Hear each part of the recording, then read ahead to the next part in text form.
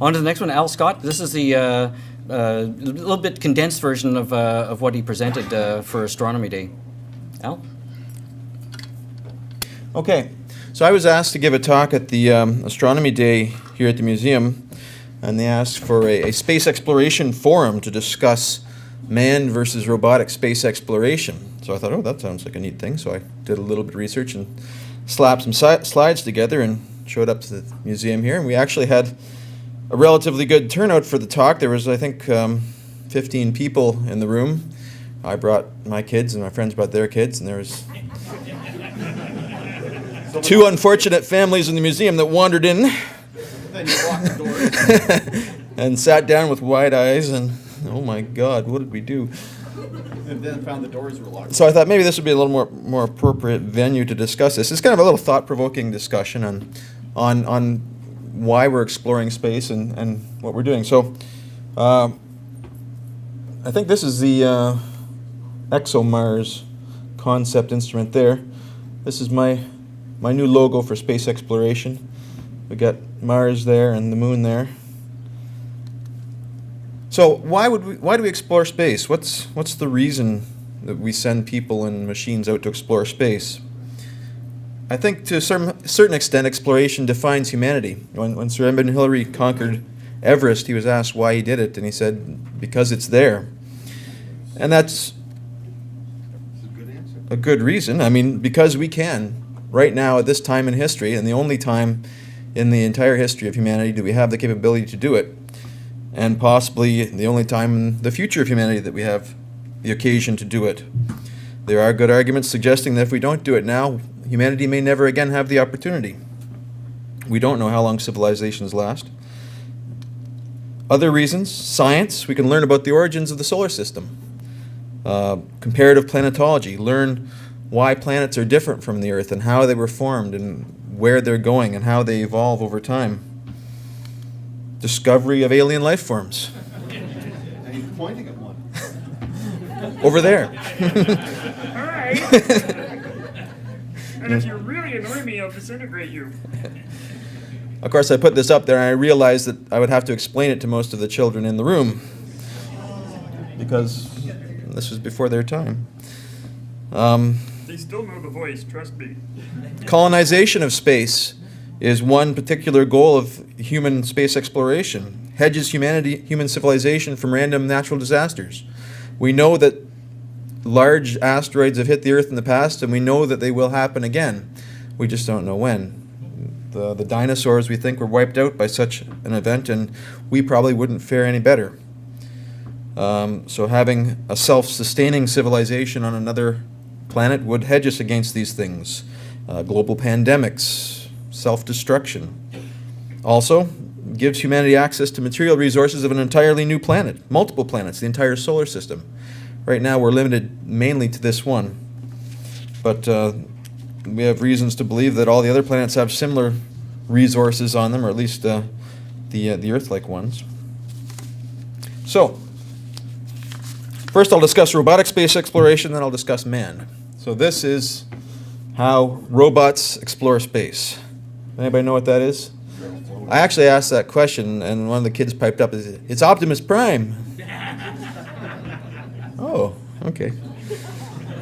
Well, that's not actually how robots explore space. These are the robots that we use to explore space. So I just kind of put a cross section here and see if I can remember some of these. So we got Hubble, we've got Galileo, right? We've got Mars rover here. Yeah, that's Sojourner. And there's a little Pathfinder there. This is Cassini.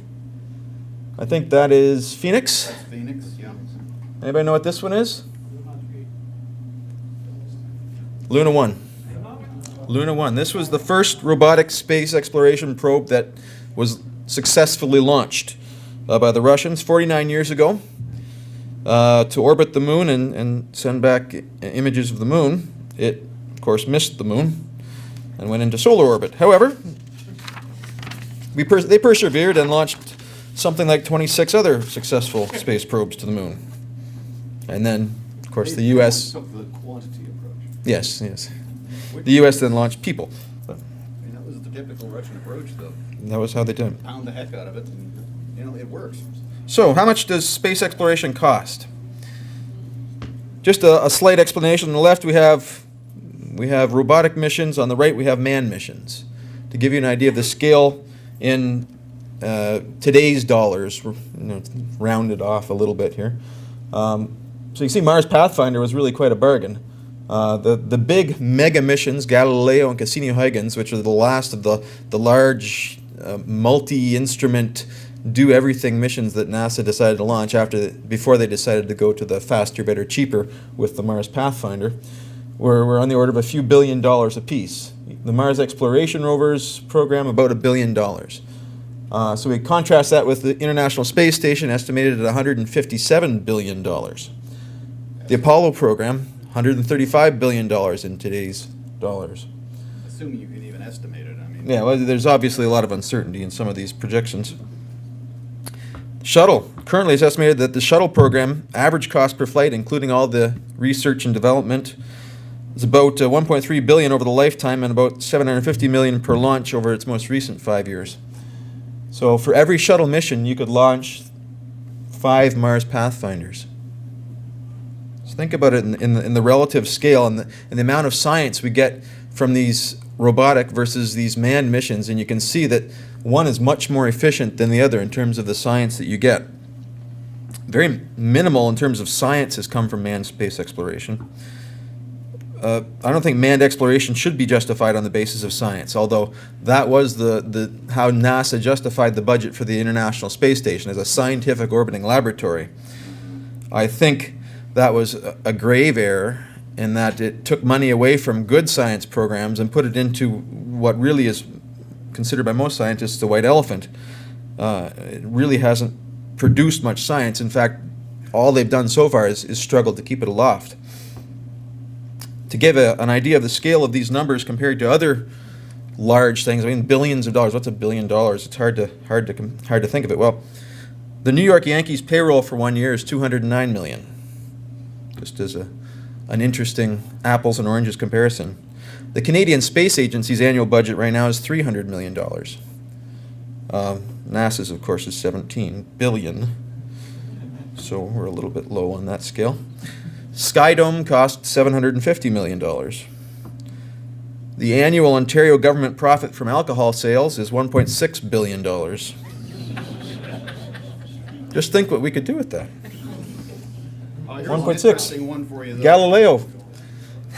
Costner's Waterworld came out the same year Pathfinder hit.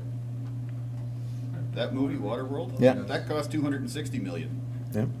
That was the I point. don't think everybody can hear the comments at the back. Sorry. Yeah, Kevin Costner's Waterworld cost $260 million. It came out the same year as Pathfinder. So you could do Waterworld or Mars Pathfinder. Yeah, one worked.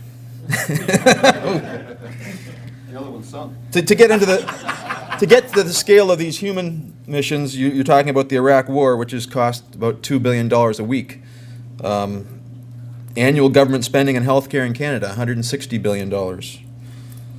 We estimate right now the manned mission to Mars, of course, is about $500 billion, or equivalent to the Iraq War to date.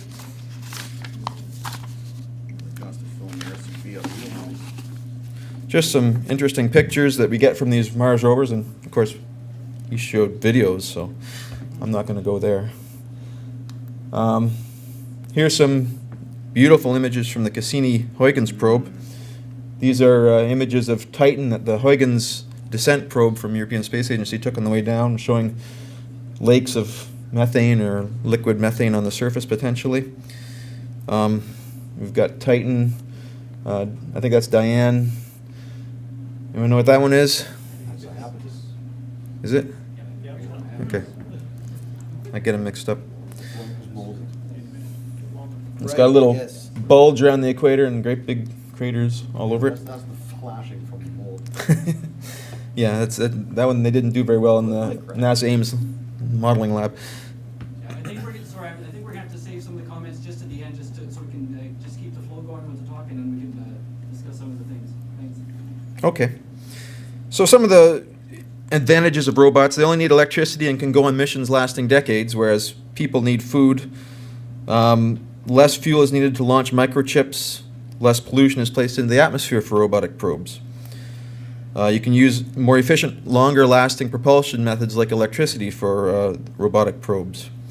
You can also use complex orbits with multiple gravity assists because of the long duration that robots can survive. They see more of the electromagnetic spectrum than humans and can go places and do things that we cannot in much higher radiation environments. People are relatively fragile and don't survive well in vacuum and under the intense radiation of space. Typically vomit and die if you get into the belts for too long. If you went to Jupiter, what the Galileo mission did, megarads of radiation. Just people couldn't go there. So there's lots of interesting arguments for robotic. What are some of Canada's contributions to robotic space exploration? Well, we've got a little mast on the Phoenix mission. I think that's it there. Or is it this one? There's the mast there, and then the little box down to the left. There's a box, a vertical shaped box there. There's a LiDAR in it, That's the LiDAR. which shoots a laser up in the atmosphere and measures dust in the atmosphere, in the Martian atmosphere. And it's firing laser beams up there right now, measuring dust concentrations, it's measuring temperature, it's measuring daylight, those sort of things. Some of the other Canadian robotic probes, this is the most microsat telescope that was completely Canadian built and launched, and is looking at micro oscillations of stars. This is the TPA thermoplasma analyzer probe that right here that we built that went on Nozomi, launched by the Japanese, and of course failed on its way and went into interplanetary space. The rocket motor failed. We didn't build that. This is the James Webb Space Telescope, and we're actually working on building the fine guidance sensor here in Ottawa, and a tunable filter imager that's going to go on this 6-meter telescope, which is going to go out to the Lagrange point. This is the NASA Genesis spacecraft. These are 2 star trackers that we built here in Ottawa, tested out at the Fred Lossing Observatory, which provided pointing information to this spacecraft that went out to the Lagrange point between the Earth and the Sun, and then returned samples of the solar wind to the Earth in a spectacular crash. Yeah. But they got a lot. But they've actually got quite a bit of science out of it. So now the second, on the other hand, there's manned space exploration. Manned exploration is, I think, a good thing. It's been poorly advertised, I think, and poorly done by NASA over the years since Apollo. But I think the Apollo program was an amazing technological feat, and I think most people will agree. If you ask them, do you remember Luna or Apollo, you know what they're going to say. Very few people are going to remember the Luna program, but everyone remembers Neil Armstrong and stepping on the moon. So here we have the lunar lander here on the moon. This is the space station. This is the space shuttle with some sort of satellite and little astronauts crawling all over it. And here we have the shuttle and, of course, the Saturn rocket from the Apollo. First human spaceflight was 1961, Yuri Gagarin aboard Vostok 1. First spacewalk was 1965. First space station, 1971. Anybody remember what its name was? Salyut 1, great. With the cancellation of the Apollo program in 1972, the manned space program degenerated into what I would class as an uninspiring jobs program for thousands of highly skilled workers. As you can see, the amount of money that's still pouring into the space shuttle. The U.S. has now decided to redirect their efforts towards space exploration. Their whole manned program now is going back to rebuilding the technologies that could launch this kind of mass into the moon. So it's called the Orion project, and they're developing heavy lift launch capability. The capability to launch this mass to the moon just doesn't exist anymore. We do not have the technology that was gone into the Apollo program. So they're rebuilding it now. They expect it's going to be ready by 2020 to get back to the moon again. And they're looking for international cooperation to try to do this, to put things on. No talk about manned space exploration is complete without considering the risks and the costs. Consider this scenario. You make an expedition with 2 ships, 378 metric tons and 331 metric tons, outfitted with the most recent inventions, and launch them. Fill them with 3 years' worth of food and water supplies. Send it off to rendezvous with 2 transport vessels. Resupply, and then launch off on a 3-year mission. This was the Franklin expedition of the Northwest Passage in 1845. Spent 3 years. No sign was ever seen of them again. They sailed with a crew of 24 officers and 110 men. 3 unsuccessful search expeditions were launched in 1848. Public opinion on extravagant exploration turned sour. And you can read the comment from 1859, which still, I think, resonates with some people when they think about manned space exploration. Another major exploration happened in 1910. Sir Robert Scott to the South Pole. The National Antarctic Expedition was a joint enterprise of the Royal Geographic Society and the Royal Society. The Discovery Expedition was meant to be a scientific enterprise with exploration as secondary, having the largest and most efficient scientific staff that ever left England. So you can see that there's a lot of risk in some of these explorations, and I think there's a lot of parallels that can be drawn between these ocean-going expeditions of the earlier centuries.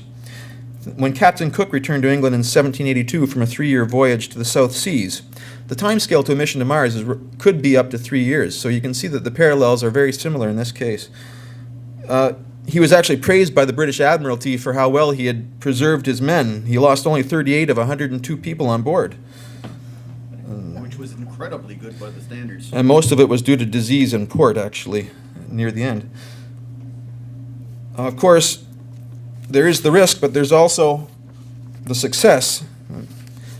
I should talk about Amundsen and his expeditions. Roald Amundsen, was the first one to successfully go through the Northwest Passage and to reach the South Pole. He did it with a purely almost a personal funding on the first one, just for purely exploration reasons. He wanted to discover. He lived off the land. He traveled light. He was self-sufficient. And that's an important thing to consider when we're thinking about manned exploration.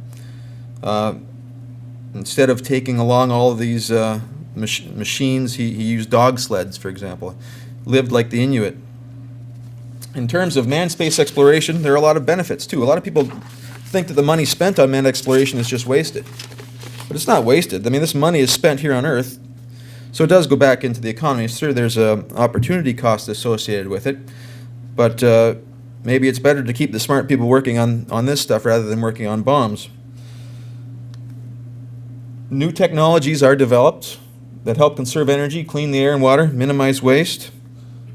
Velcro, solar cells were made efficient during the Apollo program.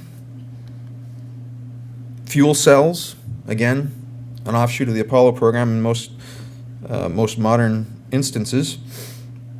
Major advances in microcomputing, control systems architecture, composite materials. In the future, development of a self-sufficient interplanetary habitat has benefits for Earth. The technologies that are needed for a safe and dependable food supply in harsh and remote locale like space, with a minimum of waste, are much appreciated by society in general and could be used here on Earth. Isolated settlements may allow new social models to be tested, similar to colonization of the New World. Look what came of that. Don't be cynical. And then the chance to make history, of course, is inspirational to young people and promotes international cooperation, at least to some extent. What is Canada contributing? Well, right now, this Canadian Space Agency is actually studying potential infrastructure contributions to space exploration. They're funding studies of rovers to support the international exploration to the moon, the return to the moon. Space arms, of course, infrastructure that way. We're actually leading a study with the University of Guelph to develop food supply, enclosed food supply systems for isolated habitats. And here's a shameless plug with the University of Guelph, the Controlled Environment Systems Research Facility. They're actually developing, they're testing plant growth. What's the lowest pressure? What low temperatures? What are the minimum requirements you need to grow plants? Their goal is to be the first to grow a plant on the moon. And they've got these controlled pressure systems where they pump it down to 1/10 of an atmosphere and they can still grow plants just fine.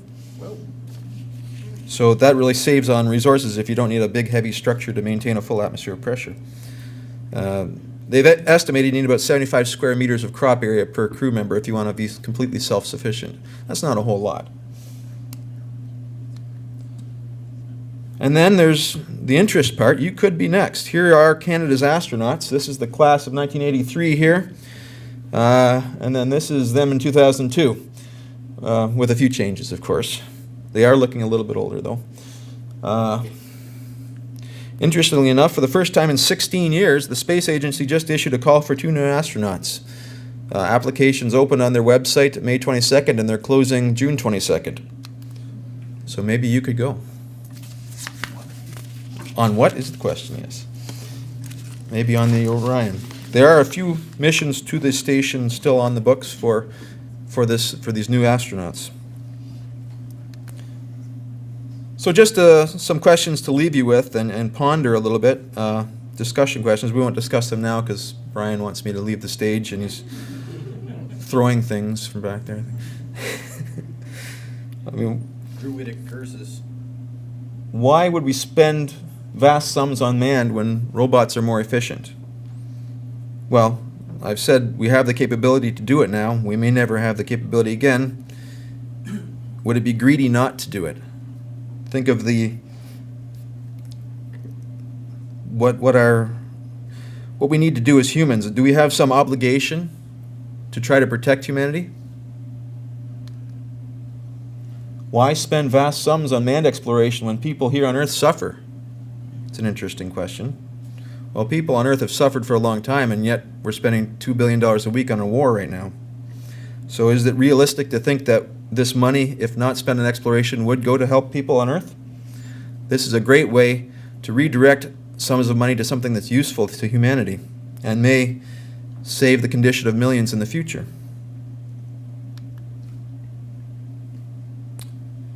What percentage of your income do you pay on insurance? Interesting thought. Thank you.